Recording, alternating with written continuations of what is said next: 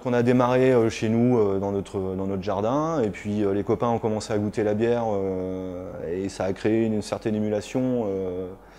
Une grosse découverte en termes de qualité de produit, en termes gustatifs. Je me suis rendu compte qu'on pouvait boire des choses qui étaient bien meilleures que ce qu'on trouve sur le marché aujourd'hui, et que c'était pas forcément extrêmement compliqué à faire, c'était juste une histoire de cuisine. J'avais, quand j'ai commencé avec eux, aucune expérience en fait de brassage. Voilà. C'est vraiment, j'ai une passion pour la bière, pour sa saveur et puis parce que c'est un objet social hyper intéressant, surtout d'un point de vue événementiel. Ça m'est arrivé donc en fin de thèse, je suis rentré sur Montpellier, c'était 2013 je pense, un truc comme ça. Et là j'ai un copain qui m'a dit qu'il fabriquait de la bière à la maison, quoi. Mais bon, j'étais un gros buveur de bière, un bon étudiant standard, et l'idée m'a bien plu, quoi. Donc je me suis dit, hop, j'y vais, je me suis incrusté dans le brassage, et ça m'a tellement plu que quelques semaines après, j'ai acheté tout ce qu'il fallait pour en faire à la maison, et me lancer là-dedans, puis ça m'a pas lâché, quoi. Voilà.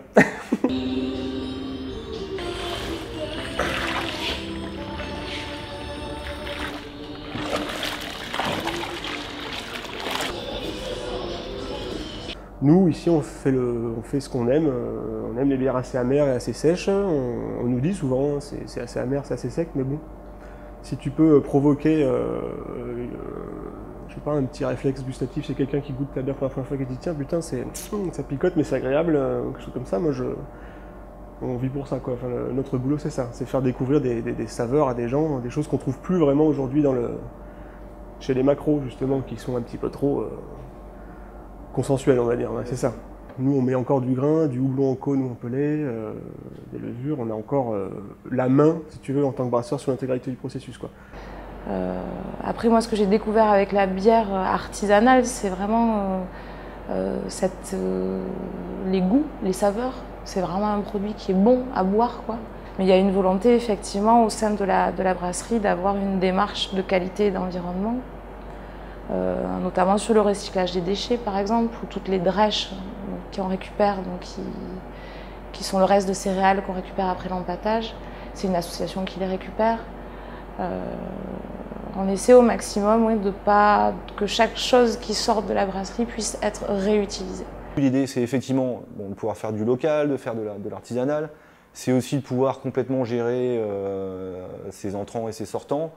Donc, nous, on produit à base d'électricité, on n'a pas la possibilité de travailler avec du gaz. Donc, on a une consommation électrique qui est quand même assez importante, finalement, ramenée au litre de bière. Donc, c'était important de se dire qu'on ne prenait pas de l'électricité purement nucléaire d'EDF et qu'on essayait de trouver ça sur des projets à énergie renouvelable.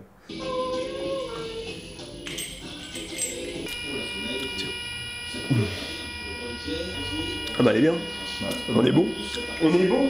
Il y a un côté qui est d'essayer de démocratiser cette bière à outrance, donc de pouvoir la retrouver par tous les biais, donc les festivals, pas seulement, mais les festivals évidemment, puisque c'est là où il y a énormément de consommation de ce genre de produits. Ça me plaît beaucoup, ça change de ce que j'ai fait jusqu'à présent. J'avais fait que des petits boulots dans des super des trucs comme ça. Le boulot de thèse, c'était très plaisant, je retrouve vachement ce que j'avais en thèse.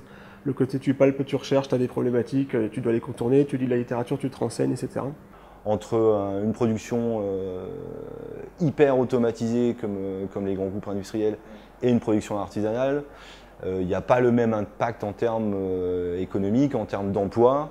C'est de l'emploi non délocalisable. Donc ça va tout à fait dans la mouvance actuelle du produire et distribuer local versus la mondialisation. Tu as eu un salon de la bière artisanale, il y a nous, il y a la petite bière et la pointeuse à Moguio, tu as la brasserie des Garrigues, c'est quand même un vieux de la vieille, hein. Ça fait 7 ou 8 ans qu'ils sont là, ils emploient 6 ou 7 personnes maintenant. C'est un gros, ils sont cofondateurs du FHL, là, le Fonds hexagonal de libération, enfin tu vois, c'est des gros acteurs locaux. Il y a un gros engouement sur Montpellier, et pas uniquement sur des brasseries, on commence à voir des brewpubs comme la Barbotte. On voit des fournisseurs de matériel pour brassage amateur comme Rolling Beer. On voit tout un tas de petites brasseries qui sont en train de se monter en périphérie. Moi j'aime bien l'idée de procurer de l'ivresse aux gens, la bonne ivresse, non mais c'est vrai, hein, j'aime bien ça. Mais j'aime bien aussi l'idée simplement de travailler avec des produits fermentés, quoi. Ça me plaît bien, parce que finalement, on l'a toujours fait, on le fera toujours, quoi. Il n'y a pas trop de surprise de ce côté-là.